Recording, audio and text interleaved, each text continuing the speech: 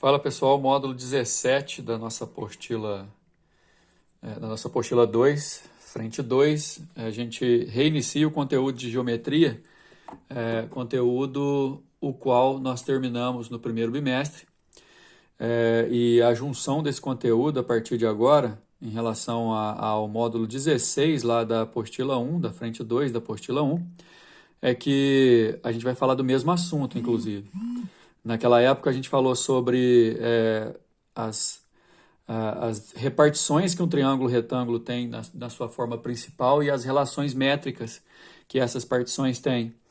É importante lembrar que na época eu evidenciei para vocês que, apesar de ser muito comum você olhar para um triângulo retângulo nessa posição e chamar a hipotenusa de medida A minúsculo, os catetos de B e C minúsculos, a altura relativa à hipotenusa de H, as projeções de MN, eu acho muito importante você tratar as relações métricas, principalmente o teorema de Pitágoras, não em relação a letras, e sim em relação ao que ele realmente traz de relação métrica. Então, ao invés de falar que A ao quadrado é igual a B ao quadrado mais C ao quadrado, de forma ideal é a gente falar que a hipotenusa ao quadrado é igual a um cateto ao quadrado mais o outro cateto ao quadrado, desse jeito que está escrito aqui. Na apostila de vocês está escrito por extenso, bem certinho aí, a partir da página 49, então, a partir da página 48, desculpa. É muito importante você ter essa noção, que um cateto tem a sua projeção sobre a hipotenusa, o outro cateto também tem a sua projeção, então quando eu falo cateto 1, eu posso relacionar com a projeção 1. Quando eu falo cateto 2, eu posso relacionar com a projeção 2. A projeção 1 mais a projeção 2 somadas dão a hipotenusa. Isso aí são medidas e relações que você vai descobrindo à medida que você vai fazendo exercício. Agora, além do teorema de Pitágoras, você tem outras 4 relações métricas, sendo que essa segunda aqui ela pode ser escrita de 2 maneiras, certo? Então a gente fala que a hipotenusa multiplicada pela altura é igual ao produto dos catetos, certo? A gente fala que um cateto ao quadrado é igual ao produto da sua projeção na hipotenusa. Então, se são 2 catetos, você pode usar essa mesma relação para os 2 catetos. Lógico que se você falar do cateto 1, você vai usar a projeção 1. Se você falar do cateto 2, você vai usar a projeção 2. E por último, que o quadrado da altura é igual ao produto das projeções. Em partes, pessoal, essas relações métricas são importantes, mas a mais importante de todas, obviamente, é o teorema de Pitágoras. A gente pode usar o teorema de Pitágoras e essas relações para descobrir coisas importantes a respeito das figuras geométricas, não necessariamente partindo de um triângulo. Você vai ver no primeiro exercício aí que a gente vai usar o teorema de Pitágoras para estabelecer a relação do lado do quadrado com a sua diagonal. Olha só. Lá na página 51, então, o primeiro exercício traz um quadrado de lado L e pediu para a gente estipular a diagonal do quadrado em função do L. Então, quando você determina a diagonal do quadrado, você divide esse quadrado em 2 triângulos retângulos. Pegando esse triângulo retângulo aqui de cima, a diagonal acaba sendo a hipotenusa e os lados do quadrado agora são os 2 catetos, São lados congruentes. O triângulo formado, além de retângulo, ele também é isósceles. Podemos usar o teorema de Pitágoras, que diz que a hipotenusa ao quadrado é igual a um cateto ao quadrado mais o outro cateto ao quadrado. O teorema de Pitágoras fica assim. Posso juntar esses 2L, L ao quadrado, 2L ao quadrado. Se eu fizer a raiz quadrada dos 2 lados, desse lado aqui o L sai da raiz e o 2 fica, então já pode guardar, tá? Se quiser usar direto, sempre. Todo quadrado, a diagonal vale L raiz de 2. Beleza? Uma outra aplicação também, igual está aí no exercício número 2, é calcular a altura do triângulo equilátero, que inclusive muita gente decora que é L raiz de 3 sobre 2, sendo L o lado do triângulo equilátero, mas também a gente pode achar essa altura do triângulo equilátero por teorema de Pitágoras. Lembrando que a altura no triângulo equilátero ela também é mediana, então ela vai bater aqui no meio do lado oposto. A altura forma 90 graus. Essa medida aqui, fica L sobre 2 de cada lado. Então, se você olhar para o triângulo da direita aqui, a medida do lado do triângulo acaba sendo a hipotenusa do triângulo retângulo que formou.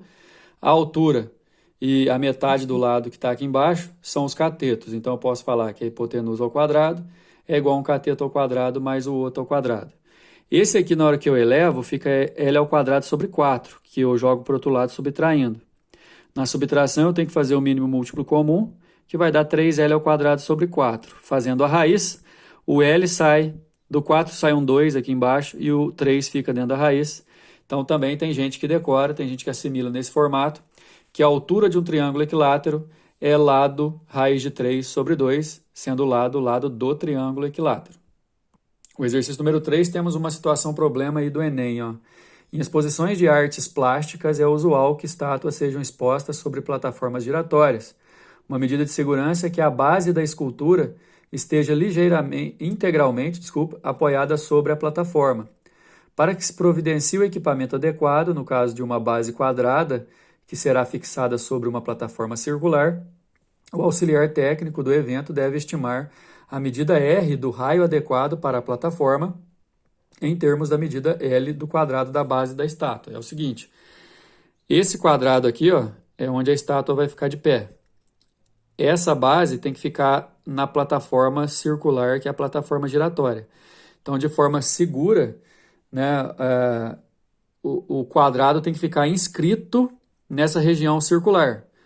O quadrado de lado L e a região circular de raio R, na justaposição, da maneira segura, no limite, vai ficar nessa configuração. Aí o exercício pergunta qual a relação entre R e L o auxiliar técnico deve representar de modo que a exigência de segurança seja cumprida.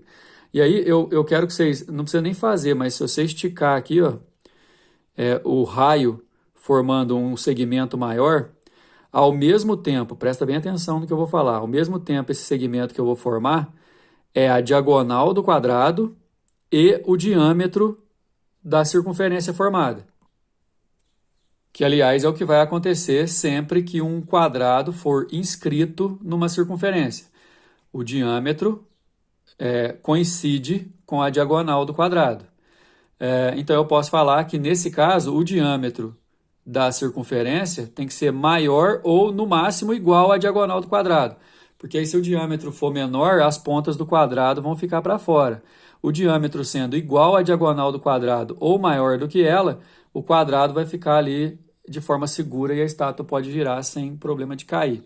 O diâmetro é 2 vezes o raio e a diagonal é o lado raiz de 2, como a gente viu lá no exercício número 1.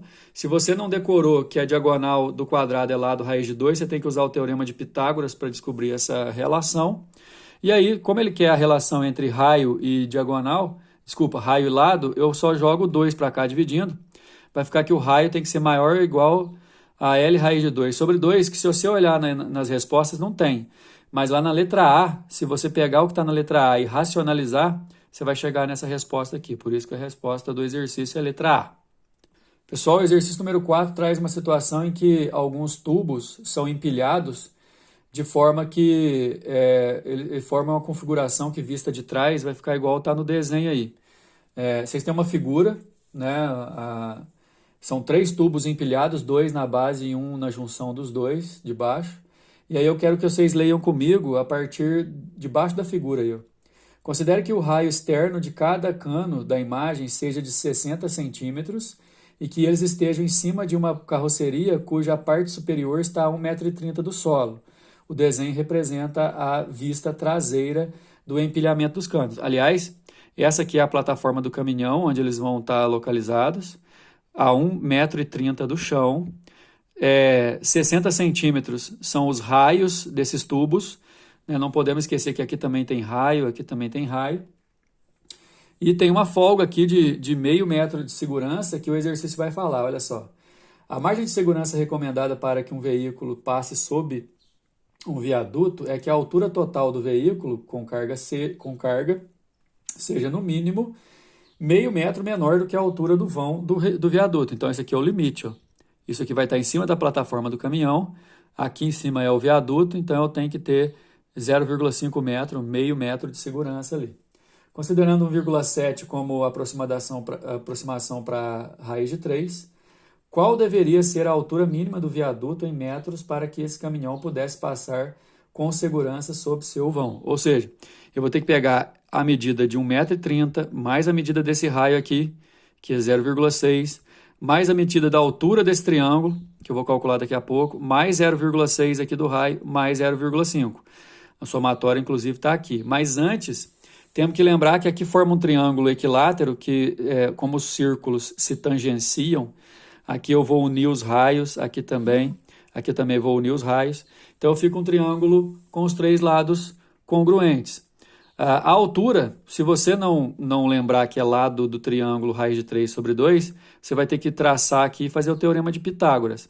Mas já que a gente fez isso lá no exercício número 2, pessoal, lado raiz de 3 sobre 2 é a nossa altura, né? O lado é 1,2 do triângulo, então a altura vai ser 0,6 raiz de 3. Então eu vou somar, ó, 1,3, 0,6, 0,6 raiz de 3, 0,6 de novo, mais meio.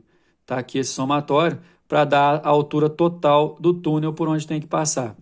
Levando em consideração que esse raiz de 3 aqui pode ser 1,7, né? Aí você vai fazer a multiplicação e somar tudo, dá 4,02 a resposta da letra D.